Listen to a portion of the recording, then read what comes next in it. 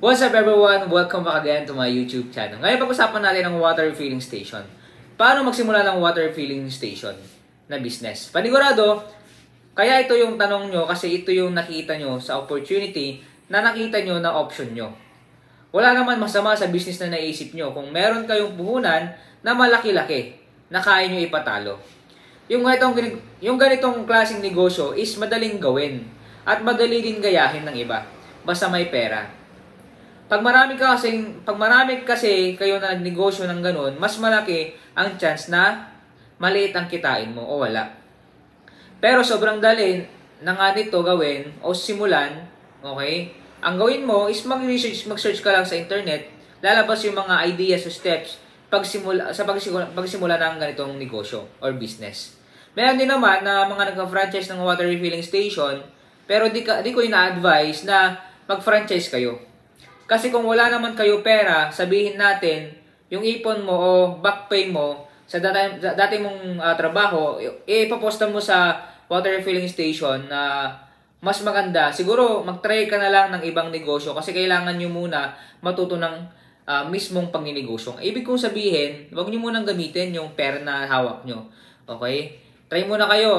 Kumbaga, i-start kayo sa maliit o kaya wala kayong puhunan. I-start nyo yung pre-sale na skill. Okay? Para po, pag nag-fail kayo, makapag-recover kayo agad. At saka yung ipon nyo, andyan yun. Okay? Para kapag yung ipon nyo, pwede nyo gamitin na yung talagang gumagana ng business.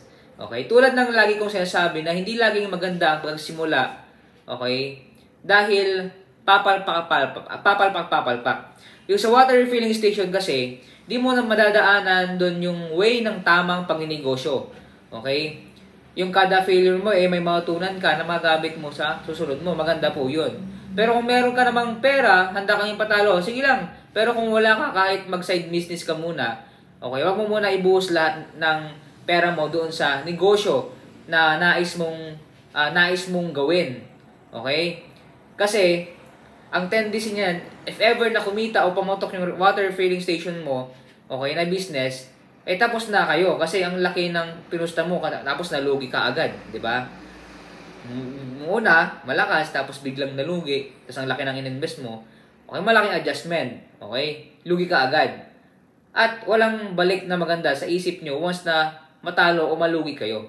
Maari pa na ma-scam kayo kasi sinunod nyo yung sinasabi nila na dapat ganito, dapat ganyan, talagang ubus ka. Kukunin yung pera mo.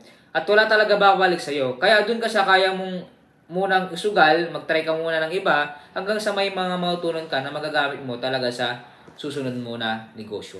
Okay? Sa experience ko po kasi, mas maganda talaga na try muna ng try. Okay? Maliit muna, share ka sa maliit, para pag nag-fail ka doon, recover agad. Okay? Dahil ako po, nag-fail ako ng sobrang laki. Okay? Malaki yung pagkabagsak ko, kaya sobrang taas ng pagkabagsak ko sa pangninegosyo. Kaya ayaw po natin mangyari yun sa inyo. Kaya dito ako para i-share po sa inyo yun. Okay? Mag-start kayo ng business. Okay? Try and try. Kaya sabi nga nila try and try until you succeed. Okay? Hindi pwedeng magta-try ka ng malaki agad tapos bagsak, stress ka. Okay? Kaya kung sakaling mangyari yun, wala na. Mahirap pa nang makarecover. Okay? Ako kasi, dahil bata pa ako, inamin ko, hindi pa ako inog that time sa pangninegosyo. Kaya, nagawa ko yun. Pero dahil meron akong Panginoon, okay, andyan siya para magpatuloy. Andito ako para magturo po sa inyo. Okay, dahil naniwala ako sa Luke 1:37, for with God nothing shall be impossible. Ang posible sa Panginoon, kahit na malaki yung pagkabagsak mo. Okay? Kaya nawa ay naging blessing sa inyo to at patuloy nyo pong suportahan, okay, yung ating mga nagninegosyo, mga kamag-anak. At susuportahan ko rin kayo. Comment lang po kayo.